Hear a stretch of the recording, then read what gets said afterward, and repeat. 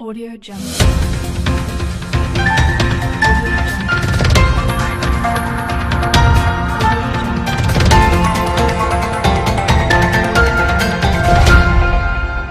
Audio Jungle.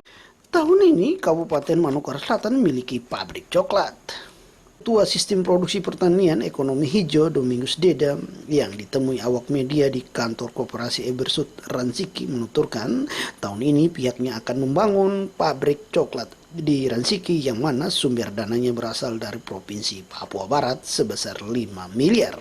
Sedangkan untuk alat-alat pihak ekonomi hijau yang menyediakan. Dirinya menambahkan untuk menunjang agar hasil coklat bisa baik, petani harus menanam kakao yang bahan dari Jember. Untuk saat ini pihaknya telah melakukan pemangkasan coklat yang lama dan sudah mencapai 100 hektar, tinggal 100 hektar lagi. Bahkan lahan yang 1.300 hektar juga harus dilakukan pemangkasan.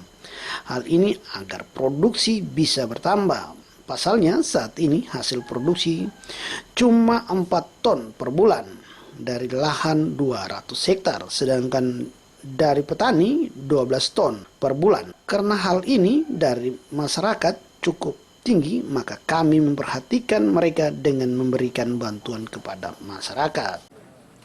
Kehadiran ekonomi hijau. Konsep konservasi Papua Barat itu adalah konsep konservasi karena itu berkaitan dengan deforestasi untuk program ekonomi hijau. Oleh karena itu yang menjadi hal yang menarik untuk kita intervensi karena berkaitan dengan konservasi. Kalau kita bicara konservasi itu artinya kita harus menyelamatkan pelestarian perlindungan.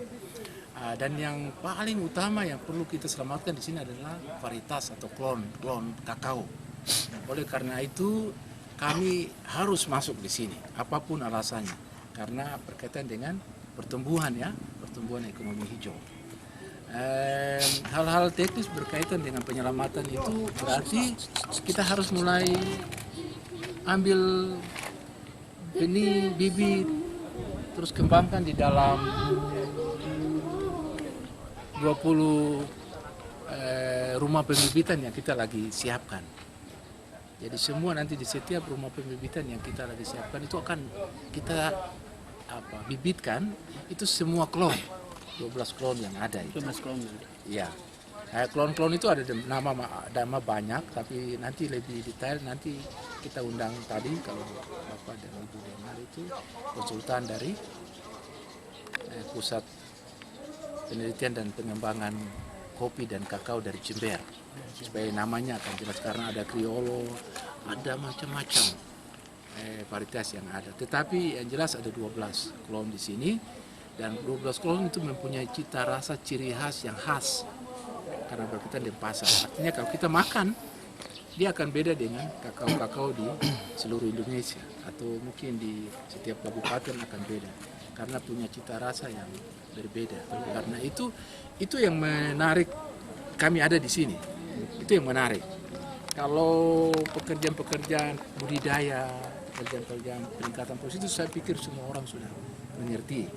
Tapi yang berkaitan dengan khusus penyelamatan, pelestarian klon yang dulu tadi Bupati bilang zaman Belanda ya. Inggris. Iya, zaman Inggris. Zaman Belanda tadi sudah lama ini. Apakah betul klon itu zaman nanti diteliti kan oleh Balai Penelitian dan Pengembangan Kakao Kopi di Jember itu. Tapi saya punya keyakinan pasti benar. Karena ini tidak dibawa, ini dari dulu ada nih sampai tua, sudah lihat pohonnya toh. Tua tapi dia berbuah. Itu kenapa? Kan begitu pertanyaan. Kenapa masih berbuah? Biasanya kalau kakao sudah umur 25, dia mati. Terjun bebas. Tapi ini tidak. Ini persoalan cuma tidak pangkas. Waktu 2010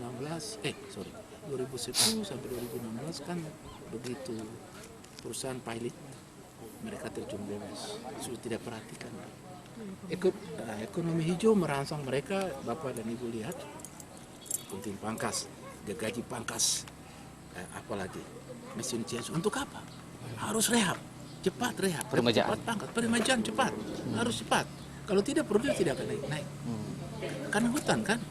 Kalau lihat ke kebun sudah tahu rapi, sudah dipangkas dan sekarang target sudah capai 100, sisa 100 lagi untuk mencapai 200. 200 apa itu? 200 hektar.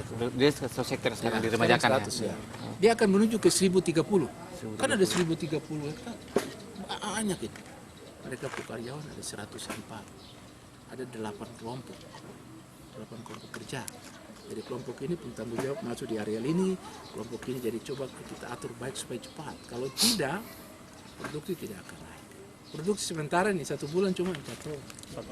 Mereka kalah dari masyarakat kampung. Kalau kampung kasih masuk 12 ton, beda jauh ya. Beda tuh. Itu dari berapa Di sini saya. luasan? Dari luasan yang tadi 200. 200. Sementara 200. Ya sedikit ya. Berarti masih produksi ya. Mestinya kasih naik gitu. Masa dari masyarakat 12 loh. Per tahun itu ya. Iya, tidak. Per bulan ya? Bukan 12. Belum masuk, makanya kami perhatikan masyarakat kan. Karena masyarakat juga bagian dari koperasi. Jadi kami lihat dua sisi. Nukleus adalah koperasi, plasma adalah kampung. Dalam arti adalah 13 kampung adalah plasma. Jadi kita lagi intervensi dua-dua. Karena kami punya mandat adalah mandat Kementerian Desa, berarti kampung harus kita perhatikan. Ini 13 kampung yang ada di distrik Rasiki atau? Di distrik Ransiki Distrik saja. Ransiki, ya. Kepala Dinas Provinsi Papua minta kami masuk di sana, tapi kan terlalu sedikit hamparannya. Kakao uang energi kan, lebih baik kita masuk di sini saja. Pak, terkait ini bantuan tadi yang diberikan, apakah untuk pabrik atau untuk yang masyarakat yang petani di kampung-kampung ini? Pabrik ada, petani ada. Kebetulan yang ini petani. Oh iya. Ya, jadi mungkin penting juga dituangkan dalam berita bahwa mereka selama ini tidak diperhatikan. Mereka selama ini jual coklat itu ke pabrik ini, ke koperasi tidak pernah dapat apa-apa, cuma dapat uang kan dari hasil hasil jual. Lalu kita melihat tidak bisa. Mereka ini kan bagian dari bagian dari koperasi. Apa yang kita harus kasih? Terus kita setuju sepakat di ekonomi hijau, mulai kita beli sudah. Kasih dia gunting pangkas, gaji pangkas, sepatu bot, parang untuk penghargaan toh. Karena mereka jual selama ini bertahun-tahun loh. Tidak dapat apa-apa. Itu jumlah petani yang dapat bantuan ini ada berapa? 86. 86 petani. 86 petani yang pasok coklat ke sini. Banyak sebenarnya, banyak. Tapi yang tidak kasih itu tidak kasih. Di data ya. Saya Di pikir data ya. tujuannya adalah supaya merangsang yang lain. Kamu kasih ke koperasi jadi kamu dapat itu untuk ada. Kalau begitu besok saya juga habis sudah dorong, kalah sudah. Jadi pembeli-pembeli yang lain jatuh. Pasti itu kan begitu. Terus target pabrik ini kapan mulai dikejar? Oke, pabrik ini kalau kementerian datang pertengahan Februari ini berarti sudah langsung dikerjakan. Kan peletakan batu pertama ya. Dana bapak-bapak ibu tadi sudah dengar. Itu di mana? Untuk 5M untuk pabrik saja pabrik dengan ukuran, mesin sekalian? Ya, ukuran tidak di luar mesin. Pabrik ukuran 10 kali 60. Berarti cukup panjang ya? Panjang ya. Panjang, Oh, seperti sampai di jalan itu. Besar. Itu untuk pabriknya. Ya. Pabrik begitu bangun, ekonomi hijau kasih masuk mesin itu ada sekitar 26 kah? 7. Itu dari Harganya saya kebetulan masih hafal itu mencapai hampir 700 juta. Sebuah mesin. Dengan ongkos transport mungkin 800 juta. Itu Masuk. anggaran dari mana? Yang lumayan itu dari gubernur. 5M dari gubernur. Dari 5M dari gubernur. gubernur. Ya? mesinnya? Mesinnya dari Mesin dari ekonomi hijau. Itu tolong dituliskan, itu penting untuk merangsang yang lain kan. Kami bantu mesin adalah hampir 700 juta yang kos transport. Lalu gedung sendiri 5M oleh gubernur.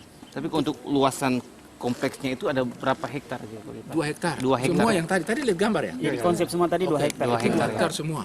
Harus ada 2 hektar.